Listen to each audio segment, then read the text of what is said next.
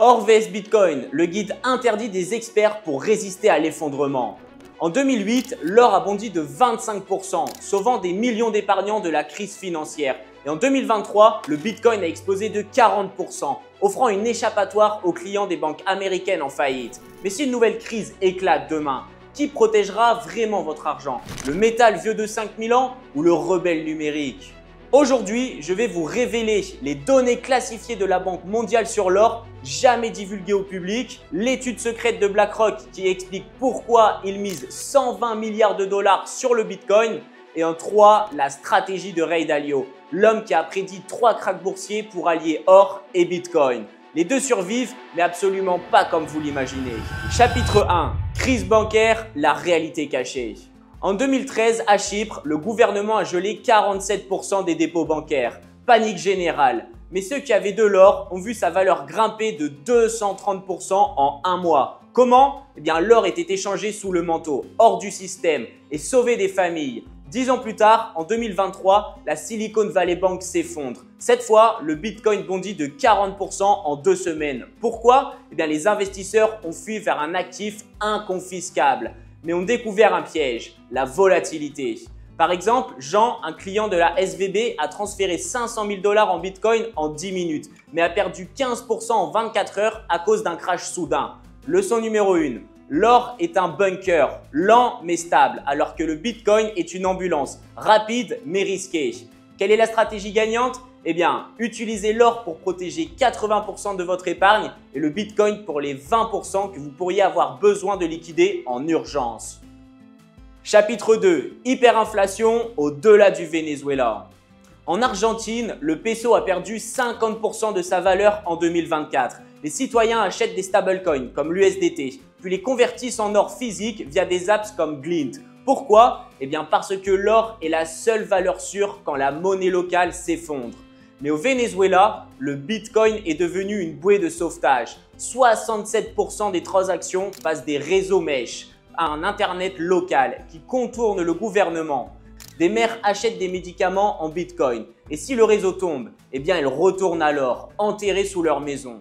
Leçon numéro 2, le Bitcoin contourne les États, mais l'or contourne les siècles. Et la combinaison gagnante, eh bien 20% de Bitcoin pour les urgences comme les hyperinflations ou les contrôles de capitaux et 50% en or pour les décennies noires. Et les 30% restants, eh bien en cash. Mais attention, car par exemple en Turquie, le gouvernement taxe le Bitcoin à 30% et l'or, eh bien seulement 5%. Chapitre 3. Guerre, les nouvelles règles. En 2022, l'Ukraine a reçu 100 millions de dollars en Bitcoin en 48 heures et seulement 1 million de dollars en or. Pourquoi cette différence? Eh bien parce que le Bitcoin traverse les frontières. L'or est bloqué par les douanes russes. Mais écoutez ça, les soldats ukrainiens utilisent des wallets Bitcoin camouflés en application de fitness. Un général a confié « Le Bitcoin finance nos drones, l'or paye nos espions ». Et en Iran, le régime utilise des bitcoins mixés, donc anonymes, pour importer des armes, mais stocke 300 tonnes d'or en Chine pour contourner les sanctions.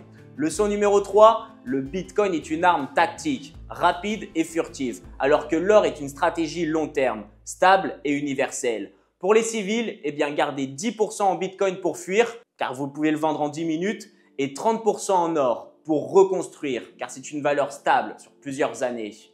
Chapitre 4. Scénario catastrophe. Préparation extrême. Et si une cyberattaque massive coupait Internet ou qu'un blackout vous plongeait dans le noir? Eh bien, les survivalistes pros ont 2 solutions. La première, le Bitcoin offline via le système LoRaWAN. Vous pouvez envoyer des transactions par radio, comme le projet SOS Bitcoin, testé en Ukraine sur les bombes. Et la deuxième solution, eh bien, l'or invisible via des capsules étanches enterrées ou des faux livres avec compartiment. Mais attention, car 35% de l'or acheté en ligne est contrefait. Ma checklist perso, eh bien, achetez un hardware wallet avec écran de la marque Ledger par exemple, plus une antenne satellite qui coûte environ 300 €. Testez votre Bitcoin en mode avion une fois par mois et authentifiez votre or via l'application Verigold.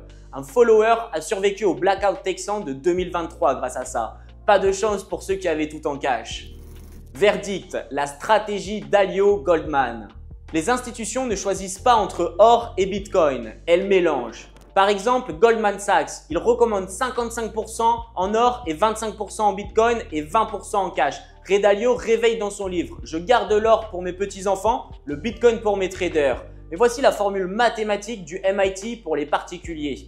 Part de Bitcoin est égale âge fois risque de crise divisé par 100. Par exemple, si vous avez 40 ans et estimez le risque de crise à 70%, bien part de Bitcoin est égale 40 fois 70 divisé par 100, ce qui fait 28%. Et donc, la part d'or, 78%.